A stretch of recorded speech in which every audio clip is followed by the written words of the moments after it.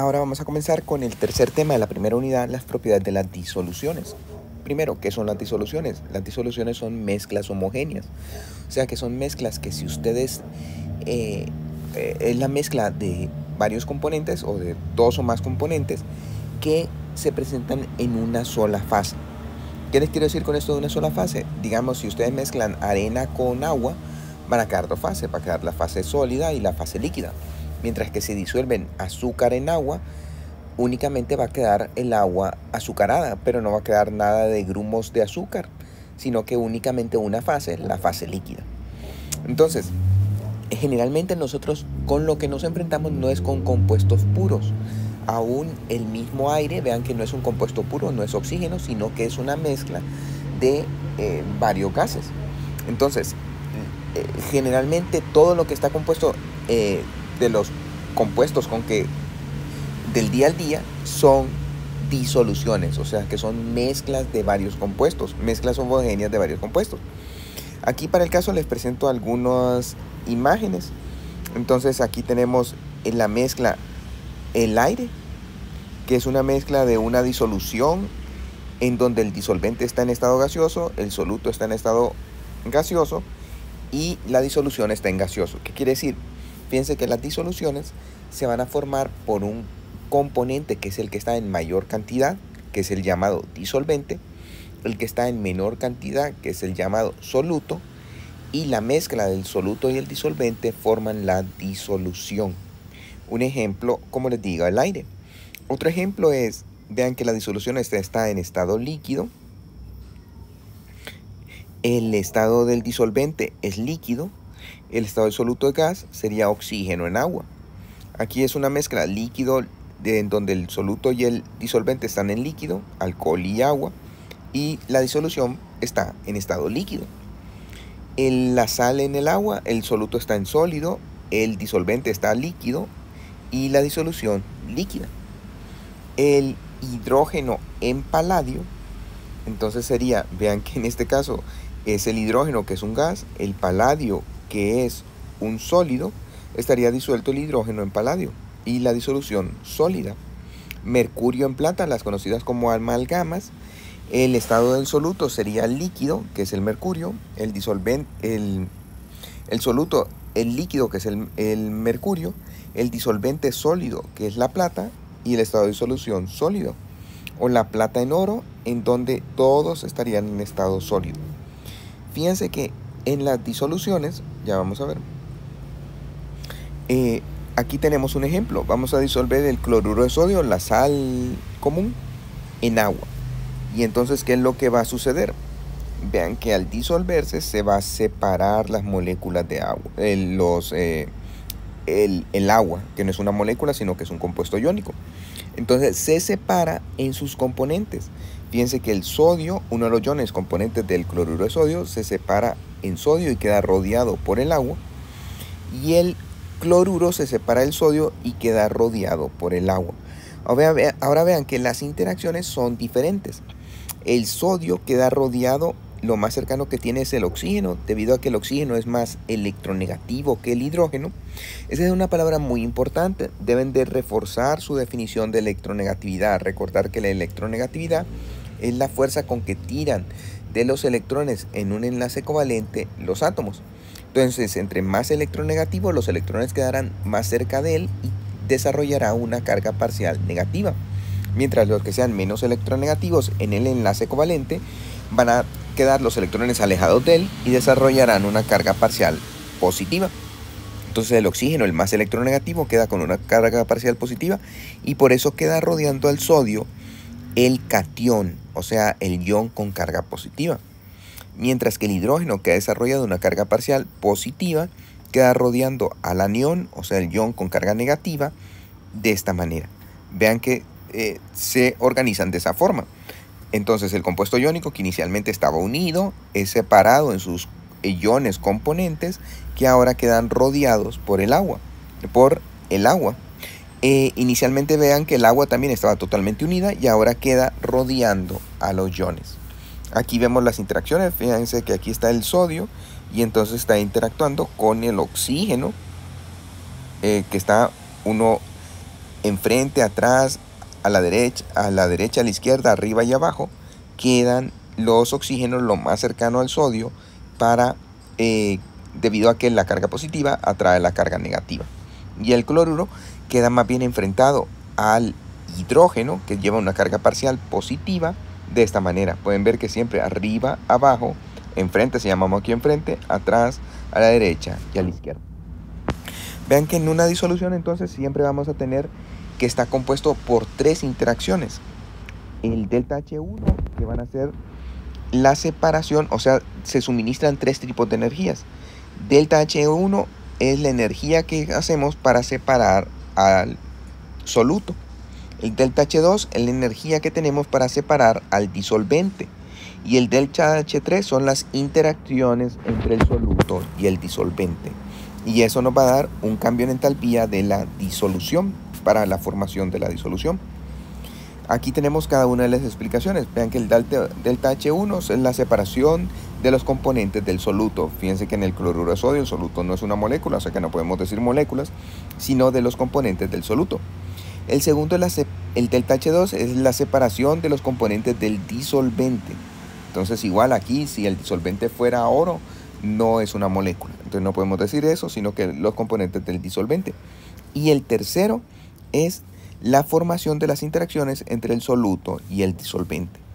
Vean que esta positiva, la separación de moléculas de soluto, siempre hay que suministrar esa energía. O sea, para separar algo hay que aplicarle energía. Por lo tanto, el delta H va a ser positivo. En la separación de moléculas de disolvente también, entonces, como hay que separarlos, hay que suministrar energía, el delta H es positivo. Pero en las interacciones, siempre cuando algo interactúa, entonces en ese caso se libera energía. En las asociaciones, así cuando un compuesto se asocia con el otro, el delta H es negativo. Entonces vamos a tener 2 procesos de separación que son con cambio de entalpía positivo, o sea que hay que suministrarle entalpía, que recuerden que la entalpía es la energía a presión constante o el calor a presión constante, y las interacciones, que es un delta H negativo, o sea que libera energía. Entonces aquí vamos a poner absorben energía y este libera energía. Fíjense que aquí tenemos otro esquema en donde aquí está el disolvente y el soluto. Entonces, para el delta H1, recuerden que es para separar las partículas del soluto. Entonces aquí tendríamos partículas del soluto separados más el disolvente. El delta H2 es para separar las partículas del disolvente. Ya estarían separadas las partículas del disolvente y del soluto. Ahora viene la interacción. Pueden ver que estas son que absorbe energía, o sea, es positivo. Y la interacción libera energía, o sea que es negativo y nos lleva a una disolución, un delta H3. Ahora fíjense que el delta H de disolución es la relación entre la posición inicial del disolvente del soluto y la posición de la disolución, o sea, una vez que ya han interactuado el disolvente y el soluto. Generalmente el delta H de disolución es negativo. Entonces va a ser si se libera energía, es un proceso exotérmico. Pero en algunos casos, como en este, fíjense que aquí tenemos el disolvente y el soluto. El delta H1 es para separar las partículas del soluto. El delta H2 es para separar las partículas del disolvente. Y una vez separadas, interaccionan. Y entonces forman la disolución. En este caso, vean que la posición de la disolución está por encima del disolvente más el soluto. Por lo tanto, al formar la disolución, es un proceso que absorbió energía, endotérmico. Recuerden que para separar es positivo, este también es positivo siempre que se separan, y en las interacciones es negativo. Sin embargo, aquí la energía necesaria para separar el disolvente y el soluto es superior a las interacciones entre el soluto y el disolvente. Aquí les tengo que comentar que generalmente lo que sucede en una disolución es que el proceso sea exotérmico. Pero sí que se dan procesos endotérmicos, o sea que en algunos casos la disolución tiene mayor energía que el disolvente y soluto por separado. Cuando un proceso es exotérmico, nosotros lo vamos a sentir que si tocáramos el recipiente donde se ha llevado reacción, en la disolución, va a haber un aumento en la temperatura. Mientras que en un proceso endotérmico, ya que está absorbiendo energía, lo que observaríamos al tocar el recipiente donde se llevó a cabo la disolución es que disminuye la temperatura.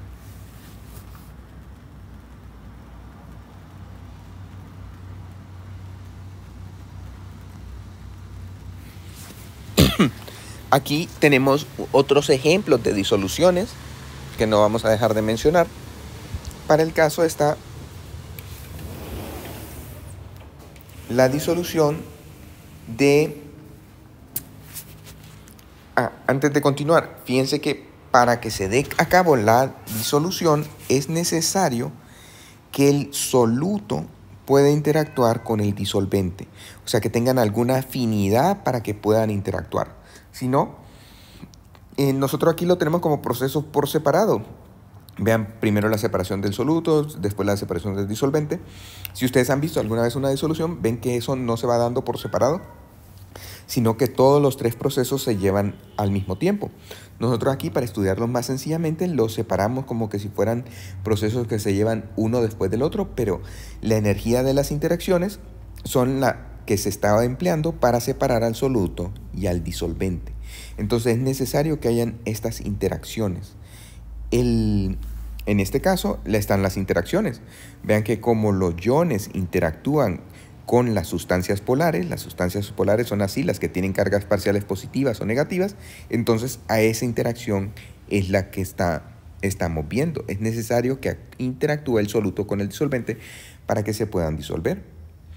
Aquí tenemos otras disoluciones, por ejemplo, en este caso el tetracloruro de carbono se disuelve con el hexano para darnos una disolución. Entonces vean que si 500 mililitros de tetracloruro con 500 mililitros de hexano y separamos el recipiente y formamos aproximadamente 1000 mililitros de tetracloruro de carbono con hexano. En este caso, estos no llevan cargas, son sustancias apolares. Recuerden que las sustancias apolares, las fuerzas intermoleculares son de dispersión de London. Y entonces, como ambas lo que tienen son fuerzas de dispersión de London, interactúan entre sí. Por el caso del aire, fíjense que está formado por oxígeno y nitrógeno, esa es la mayor parte, el 78% de nitrógeno, 21% de oxígeno, con eso tendríamos el 99%, y el resto en cantidades muy pequeñas, argón, dióxido de carbono y otros. Esa es otra disolución, en este caso únicamente de gases que pueden interactuar entre sí. Aquí el ejemplo es de oxígeno disuelto en agua. Vean que se disuelve gracias a la presión del ambiente. En este caso es el bronce. Vean que el bronce no es una sustancia pura, sino que es la mezcla del estaño y el cobre. Como pueden encontrar en su tabla periódica, el estaño y el cobre son elementos que se mezclan para formar el bronce.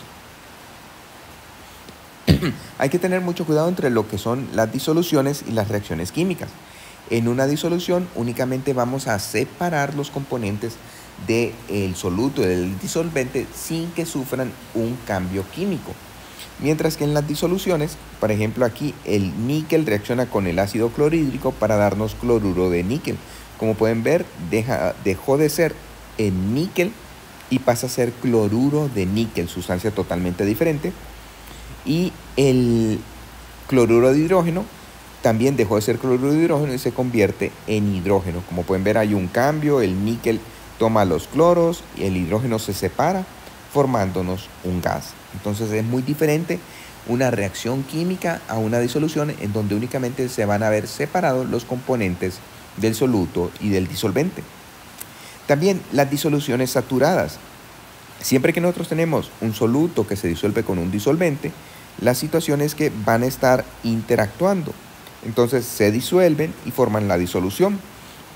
Sin embargo, al mismo tiempo, imagínense que aquí, en este ejemplo, ya formaron la interacción soluto-disolvente, pero como que se escapara el cloruro. Y entonces de ese momento vuelve a unirse todo el agua y el cloruro puede buscar a un sodio para volver a interactuar. Si nosotros vamos agregando cada vez más cloruro de sodio, fíjense que va a llegar un momento en donde ya no hay suficiente agua para rodear a cada uno de los iones. Entonces en ese momento ya no se sigue disolviendo el cloruro de sodio y hemos llegado a una disolución saturada. Es muy importante que les vuelva a resaltar que este es un proceso dinámico, o sea, siempre se está disolviendo el soluto, están interactuando el soluto con el disolvente para dar la disolución, pero al mismo tiempo la disolución vuelve a separarse para dar soluto y disolvente. Generalmente la velocidad con que se disuelve es mayor para formar la disolución, pero cuando vamos agregando muchísimo más del soluto, entonces la velocidad de cristalización empieza a ser igual a la velocidad de disolución. Para el caso, la cantidad de cloruro de sodio que se puede disolver en agua a 0 grados es de 35.7 gramos por 100 mililitros. Entonces, si nosotros disolvemos más de 35.7 gramos en 100 mililitros de agua, lo que va a suceder es que ya no se disuelve más. Bueno, a 0 grados Celsius ya no se disuelve más, sino que el soluto miraríamos que ya no desaparece, sino que se empieza a acumular en el fondo del recipiente.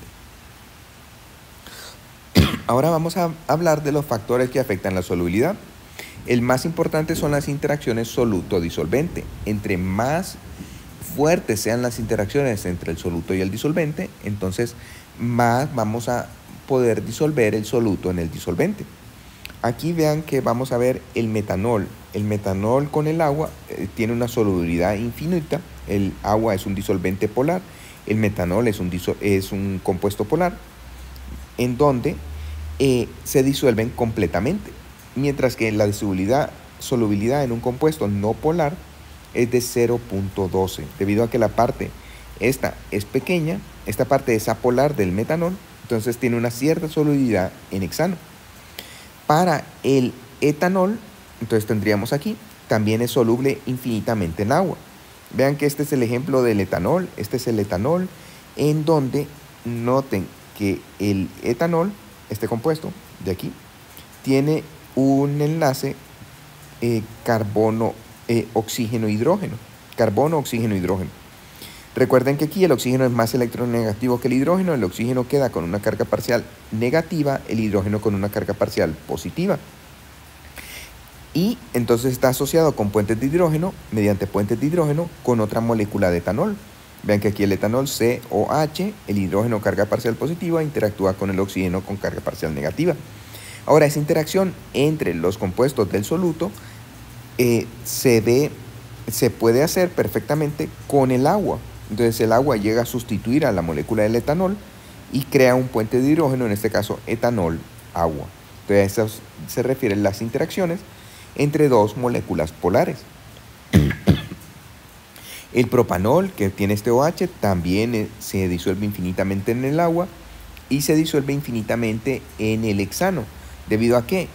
Bueno, esta es la parte que es polar, pero tienen una parte CH2, CH2, CH3 que es apolar, o sea que no llevan cargas y que se disolvería en un disolvente apolar como el hexano. El butanol se disuelve en el agua 0.11, vean, moles de butanol en 100 gramos de disolvente a 20 grados. Ese es el dato aquí. Se disuelve entonces ya no infinitamente, sino una pequeña fracción, pero sí que es soluble totalmente en el hexano, debido a que vean que ahora la parte apolar va siendo más grande. Para el pentanol, la parte polar es pequeña comparada con toda la cola apolar, y entonces se disuelve completamente en hexano, pero poco, 0.030 moles por 100 gramos de disolvente en agua. El hexanol, esta es la parte polar, toda esta es la parte apolar. La disolución en un disolvente polar es de 0.0058, mientras que en un disolvente apolar es infinita. Y para el heptanol, ya vean que la parte polar es muy pequeña con respecto a la parte apolar, entonces la disolución en un disolvente apolar es infinita, pero la disolución en un componente polar como el agua es muy pequeña, 0.0008 o 8 por 10 a la menos 4. Ahora noten, en esta situación, este es uno de los componentes del azúcar, la glucosa, entonces tiene todos estos OH, y es por eso que en el caso del azúcar, aunque el azúcar lleva también una fructosa, pero también tiene estos OH que interactúan con el agua, y entonces por eso es que es tan soluble ese tipo de compuestos en el agua. Recuerden que las interacciones hacen que la solubilidad sea elevada. Aquí, por ejemplo, vamos a hacer un ejercicio típico en donde prediga si cada una de las sustancias tiene mayor probabilidad de ser soluble en tetracloruro de carbono o en agua. Nos dan este C7H16, Na2SO4, HCl, E y 2. Para esta situación, nosotros lo que vamos a tener es que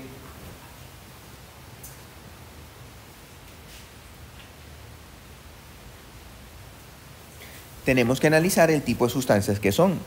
El tetracloruro de carbono es un disolvente apolar, el agua es un disolvente polar. El C7H16 es una sustancia que no lleva ninguna carga, es una sustancia apolar. Vean que es una molécula y no lleva ningún puente de hidrógeno, no lleva oxígeno, por lo tanto es apolar. La diferencia entre las electronegatividades del carbono y el hidrógeno es pequeña, sustancia apolar. El sulfato de sodio, vean que lleva iones, el sulfato que es carga 2 menos, el sodio que sabemos que es carga 1 más, y entonces es una sustancia iónica. Las sustancias iónicas prefieren disolverse en las sustancias polares, las sustancias apolares en las sustancias apolares. El HCl es una molécula polar porque existe diferencia de electronegatividad entre el hidrógeno y el cloro y entonces es una sustancia polar que se va a disolver preferiblemente en agua. Y el yodo, los dos átomos son iguales, por lo tanto tienen la misma electronegatividad, es apolar y preferiblemente se disolverá en tetracloruro de carbono. Ahora les pido que hagan este ejercicio de aplicación para poder afianzar el conocimiento. El efecto de la presión. Vean que la presión en la solubilidad, si lo que se está disolviendo es líquidos o sólidos, no tiene efecto. Pero si estamos disolviendo un gas en un líquido, sí que aumenta con la presión, según lo que se conoce como la ley de Henry, en donde tendríamos que la solubilidad del gas es igual a K, la constante Henry, por la presión del gas. Vean que lo vamos a ver en este ejercicio tipo, en donde calcule la concentración de CO2 en una bebida gaseosa que se embotella bajo una presión parcial de CO2 de 4 atmósferas. Vean que, una presión de CO2 de 4 atmósferas sería muy elevada. Recuerden que el CO2 en el aire es muy pequeño, pero ahora tendríamos que hay 4 atmósferas de CO2 para poder, eso de que quedan las botellas con gas en la bebida gaseosa, sobre el líquido a 25 grados. La constante de ley de Henry para el CO2 en agua, esta temperatura es de 3.1 por 10 a la menos 2 mol sobre litro atmósfera. Entonces la solubilidad del CO2 va a ser igual a la constante de Henry, 3.1 por 10 a la menos 2 mol sobre litro atmósfera. Vean que es muy importante que se trabajen con las unidades.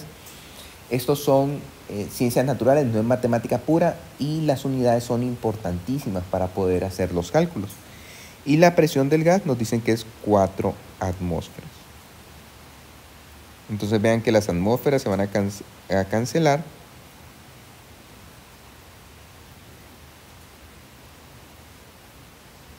Con las atmósferas y el resultado me daría en mol por litro. Aquí tenemos la operación que es 0.12 mol por litro. Vamos a ver que esta relación mol sobre litro se conoce como una M mayúscula molar. Y el efecto de la temperatura, para concluir por hoy, generalmente si lo que nosotros tenemos solubilidad de varios compuestos iónicos en agua, la solubilidad de cualquier sólido en agua generalmente aumenta al aumentar la temperatura. Vean que aquí para el nitrato de sodio a la temperatura de 0 grados la solubilidad era de 70 gramos de sal en 100 gramos de agua y al aumentar la temperatura aquí como a 30 ya llegamos que es aproximadamente 100 gramos de sal por agua. Es el comportamiento de la mayor parte de los compuestos iónicos. Vean que como aumenta para el cloruro de calcio, para el nitrato de plomo 2, para el cloruro de sodio, para el nitrato de potasio, para el cloruro de potasio, para el dicromato de potasio, para el clorato de potasio. Sin embargo, en ciertos casos hay excepciones, por ejemplo para este sulfato de cesio, en donde la disolubilidad disminuye, pero lo general es que la solubilidad aumente para un sólido aumente al aumentar la temperatura si lo que tenemos es un sólido en un líquido o un líquido con un líquido. Pero la solubilidad de los gases tiene un comportamiento inverso. La solubilidad de los gases más bien disminuye al aumentar la temperatura. Vean que la solubilidad del CH4 en agua es aproximadamente de 2.5, 2.2 a 5 grados, pero a 42 grados, 45 grados es apenas de aproximadamente 1.